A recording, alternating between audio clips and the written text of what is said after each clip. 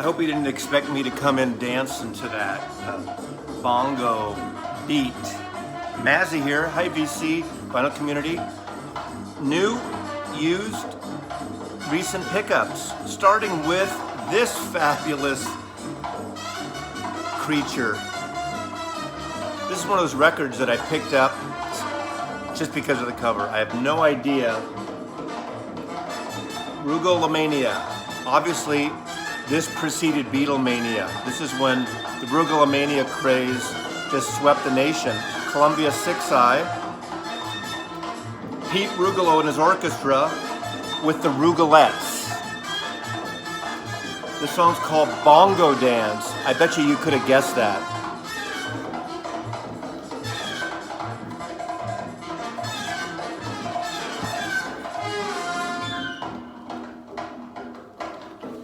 I better turn it down just because, you know, I'm going to show you some other records.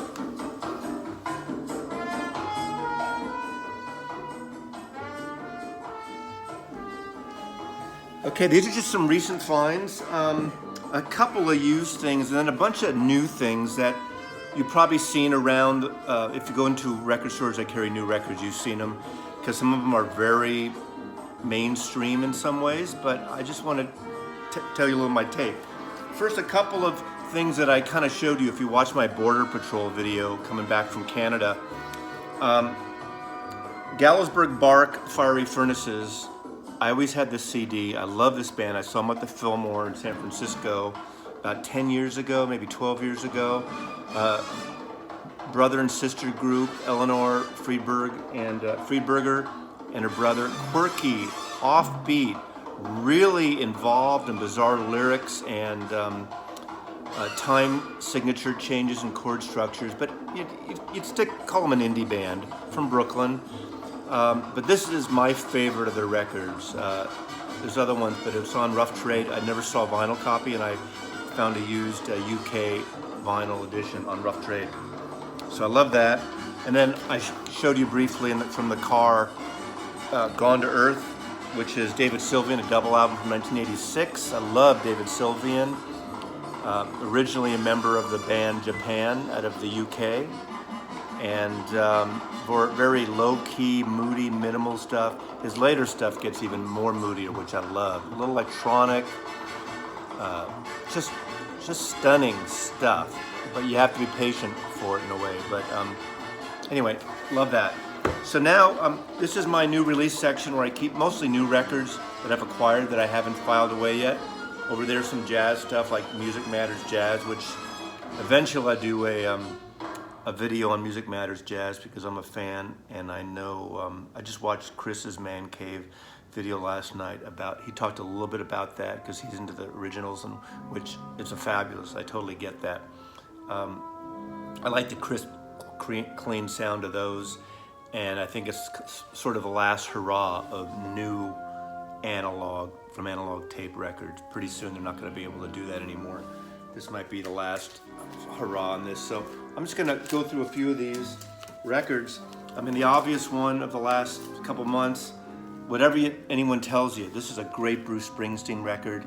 Very spacious, very, you know, Jimmy Webb, Americana 7. There's a really, I'm finding, and you'll see this as I go through a bunch of these records, there's a really 70s resurgence going on from rock and roll artists and pop, country, pop, and alt band artists. 70s is I think, you know, singer-songwriter time and everything, but orchestrated, very spacious, very big sky country, the Southwest, the big sky up in Montana type of stuff. Good songwriting, not your, you know, 8-minute jungle lands. That's Bruce Springsteen clearing his throat at Mazzy's place. But Western Stars, I like it. Commercial, yeah. Some Bruce Springsteen fanatics, you know, always want the same thing or criticize when someone does something a little different. But this is the record I think Bruce needed to do in this time. I know he's worked on it over the last several years, and I love that cover. There's been criticism of the cover. Gorgeous photograph, right? There we go. Okay. So there you go. Oh, my favorite album of the year, one of them was that Bill Callahan record that I showed you, his new album. But I did pick up a record that came out about 2 years ago, an EP, Bill Callahan live at Third Man Records. And I haven't even listened to this yet, but it's got 6 songs. Spring, Jim Kane, Ride My Arrow, One Fine Morning, Drover, and Riding the Fields. Anything he does, I love. Low voice, very unique talent. Just saw him recently up in Seattle here, but I'm glad to find that. It's probably still around, easily found. But my other top record of the year I'm finding is Calexico and Iron Wine. This is their second time they've done a record together. Iron Wine, I think, is that Sam Beam's name, I believe? You know, I like Iron and Wine, but sometimes they're a little too sleepy, folky, lightweight for me. Now, having said that, I think they're really good. In fact, years ago, probably in 2006 or 7, I saw at the Warfield Theater in San Francisco a tour with Calexico and Iron Wine, and I think they flipped who was headlining, but they're pretty great. But and Calexico, very Americana, very Tex-Mex, Morricone kind of spaghetti Western soundtrack, vast, thematic soundscape with great vocals, trumpet playing. Sometimes they have Mexicali trumpets behind them in addition to their trumpet player. I think theirs is from Berlin, if he's still playing with them. But in fact, you should search out the Live in Berlin video, and it's just really great. I have a DVD of it, but I think the whole concert's up on the web. But what's great about this is I think Calexico gives Iron and Wine the edge that I need them to give. The harmonies are gorgeous. I played this, the CD of this, or I transferred it to my iPhone for my CarPlay on the way up to Canada. I played it 3 times, the whole album straight through. And it's gorgeous. Harmonies are reminiscent of Everly Brothers, but not quite the same. Just gorgeous, gorgeous harmonies of everybody, and greatest songwriting, great arrangements, just beautiful. And again, a grower that every time you hear it, the songs become more and more familiar to it. You know, like the best records in my opinion. And but this album on Sub Pop Records just came out, I don't know, last month or so. I highly recommend it, and it's becoming maybe my number 1, or at least number 1 or 2 record of the year. It's probably more accessible than the Bill Callahan, but I hate to choose. I'm not going to choose. Fuck it. I've chosen both. Dave Rawlings' Machine, Nashville Obsolete. Now, this record originally came out in 2015. I don't think it's ever been on vinyl. And Gillian Welch and David Rawlings have, they play together, and his records are great. His guitar playing, if you know Gillian Welch's records, are great. They harmonize wonderfully. I think they have their own cutting lathe and mastering room, and they're doing all their records now on beautiful reissues on their own label called Acony, A-C-O-N-Y, Acony, and all analog, and just really gorgeous records. So this is another highly recommended album, and it's fairly new. It came out in the last few weeks as well.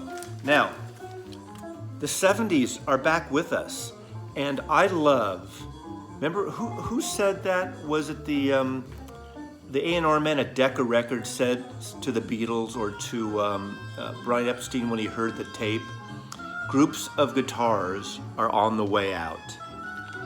Right? The top of the charts, everything's synthesizer, everything's pop, everything is 56 writers and 37 producers making one record edited together with auto-tune. Do I sound like an old fart?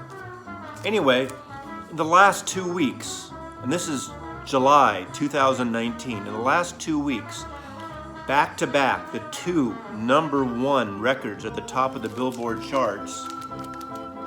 The Rocketeurs, Jack White's band, they haven't been around, haven't done a record, in 10 years, one of his bands, one of his projects, on Third Man Records. Help Us Stranger, hit #1, first week out. Now, hitting #1 is a whole different thing today than it was, 20, 30, 40 years ago. And then the Black Keys, Now, not the best Black Keys records I've ever made, but I tell you, this is the record I kept playing also and I keep putting on. Simple chord arrangements, throw in a minor here and there. Sounds of 70s, great rock and roll. The song's called Let's Rock. That's what it does. It rocks. It's catchy. These are two great fucking summer records. Put them on the box. Make a highball. Walk around the pool. That's what I'm gonna. Oh, I don't have a pool here, but you know, these are things that you'd put on your 8-track or your cassette in the car and blast as you're driving down the highway. These are Friday night party records from the 70s as well. Really good records, rock and roll. You know, are they breaking new ground? No. Who needs to break new ground with rock and roll sometimes, you know? Come on, look at that. Look at that. Rock and roll, a Mazzy, highly recommended. And then there's the Meat Puppets. Too country for some, they went more country, really good record. You know, I realized I only have their first album and I saw them twice around that 80, was it 86, 87, 88? I could be totally wrong with my dates, but I saw them in San Francisco in the late 80s. I have that first album and I never bought another album. What's that about? I need to rectify that soon. But this is a lovely record. I shouldn't say lovely with the Meat Puppets, but you know their sound. Anyway, highly recommended as well. Now, these records have been out for a little while, so nothing new, and most of you who went for Record Store Day, one is a Record Store Day, one was a late release, last December, I believe. Jeff Tweedy. Now, sometimes I get a Jeff Tweedy solo record and I listen to it, then I file it. These I've been playing several times a week. This was the original album, Warm, that came out into the last year. And the follow-up, in a way, I think it's all the same session, so it could have been a great double album called Warmer. And this is a Record Store Day. These are really, really well-recorded records and highly recommended. I mean, any Wilco fan obviously needs these. But even beyond that, I kind of like them better than the last couple Wilco albums. But again, highly recommended. Jeff Tweedy. What else? I'm not going to, promote Lulak again because I keep promoting Laluk, but I keep telling you, buy Laluk, Australian. I saw them. You can watch one of the videos on my channel. Search them out. I did a whole video on them. Anything else worth checking out? Maybe not there. Okay, I guess that's it. Anyway, Mazzy loves you, and Mazzy thanks you, AVC. You know, another thing, I've been watching a lot of new channels lately. All of a sudden, you know how you get in sort of the rhythm and the algorithm and you see the same, all of us, same folks, and I see earlier videos. I've been going back and watching some earlier videos from you all that before I joined and before I started paying attention. But there's been 3 or 4 new people that I'm cheating on you with them because there's a guy that I just watched 2 of his videos over the last 24 hours. His name is Jim, lives in Santa Rosa, so I want to give a shout out to Jim. I'll do a link. You should subscribe to him.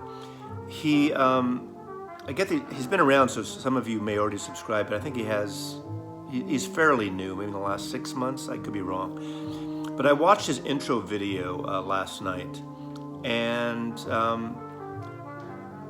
myself being from the Bay Area, I think it's Design Vinyl is his channel, and it really touched me because he's in Santa Rosa, and if you know, 2 years ago there were the big Northern California fires. I forgot the name of it. There's like so many fires that went back to back. PG&E, the gas company, started one, and I have 3 or 4 friends that lost houses in the Santa Rosa area and up in the wine country. And he talks about that experience and, losing his records.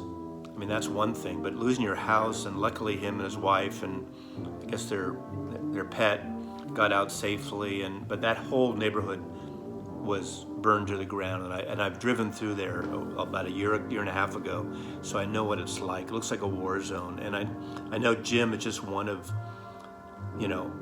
thousands of people have lost homes and lost their places in places like the fires there, the floods in Houston and the East Coast and all around the country, all these natural devastating events that are happening. But he wrote about that, but he talked about, well, you should listen to it. He talked, one of the things he ran out of the house with was, I guess, an acetate or a record that his father did, who was in the Navy in the 50s, late 40s and 50s, and who died when he was young. But it's the only recording he has of his voice. Because remember, that was a time where, unlike now, we have all these recordings of our family and our friends and our children and our parents, if they lived in the last decade or 15 years or so. But it was touching, so support him, new stuff. Did a funk video, he did a new wave, or a lot of new things he got at the KUSF, which is a college radio station in San Francisco Record Fair. So this is a shout out to him, because that was a touching thing, and growing up in that area, I know it well. And again, it's only one story, but I want to say, check him out, subscribe, welcome him. I'm sure some of you already have. But thanks again for welcoming me into your living rooms and your bathrooms and your cars and your offices at work. So Mazzy loves you, and Mazzy says goodbye. Bye.